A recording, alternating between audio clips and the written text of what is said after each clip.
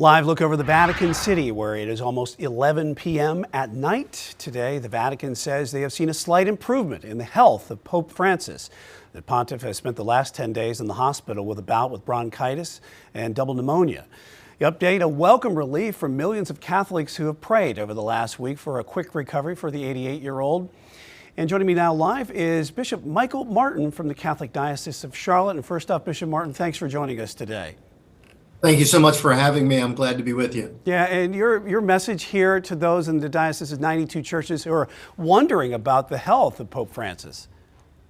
Yeah, I think for all of us, whether it be the Catholics here in the Diocese of Charlotte or whether it be all people of goodwill, I think that we see the Holy Father on the world stage as someone who plays a role that goes beyond the Roman Catholic Church. And I think many people seeing his illness and maybe some frailty at this time in his life, it makes us all, gives us all pause. And so I think for all of us to take a step back and to remember him in prayer, and to also ask ourselves, all right, that this comes for all of us. And so how are we preparing ourselves for that day when we're not as able to do the things that we want to do, or we're not as healthy as we might like? Can we still be making a difference, as our Holy Father is certainly for us, not only in the Catholic Church, but on the world stage? Yeah, certainly a time of reflection as well. Bishop Martin, Pope Francis has been a champion for social justice, inclusion, refocus on the family. In fact, a new Pew Research poll out last year shows that Pope Francis is one of the most popular pontiffs in our area.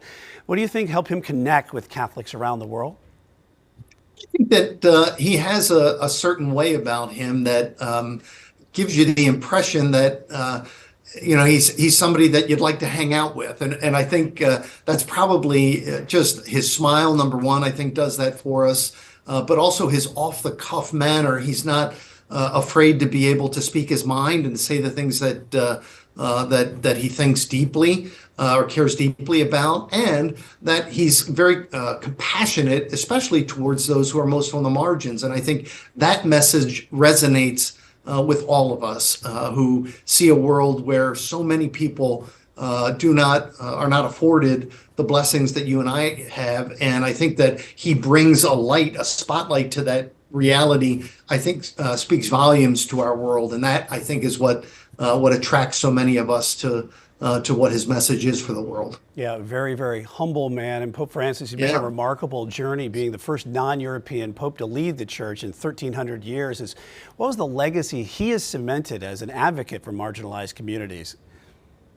Well, I don't want to jump in and talk about legacy yet, because I still think that while he has breath, he's going to still be making a difference. And so it may very well be that some of his quote unquote legacy is yet to be seen. And so before we start considering that, I think we should also realize that, yeah, he has made a difference, certainly in helping all of us to realize that we have a greater responsibility, which has been part of the Church's social teaching for a long time. But I think he has helped us to highlight some of those dimensions, in particular as it relates to the world of our environment, or how we see the created universe, and taking a little bit more care of the resources that we've all been given. I would say that's one dimension that is particular to him, but don't throw him out yet. I mean, I think he's still got some stuff left to do. I think he's still got some energy that may very well be difference-making, not only in the life of the church,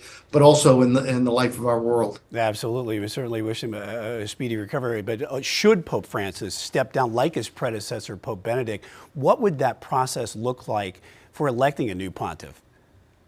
Yeah, I think anytime, as many of us of a certain age, we've seen this process play out a number of times, that either upon the death of a pope or upon a pope's resignation, that the cardinals who are of the Roman Catholic Church that are under the age of 80 are called together in Rome, and they prayerfully discern together about leadership of the church and the direction that the church should take, and they then embark upon selecting someone who will lead the Roman Catholic Church from then on. So whether it be as a result of death or result of resignation, that process has been pretty well established and will follow the course that's been laid out already.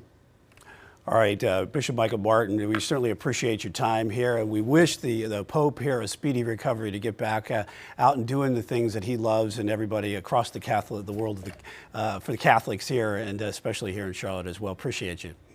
Thank you so much. I'm grateful.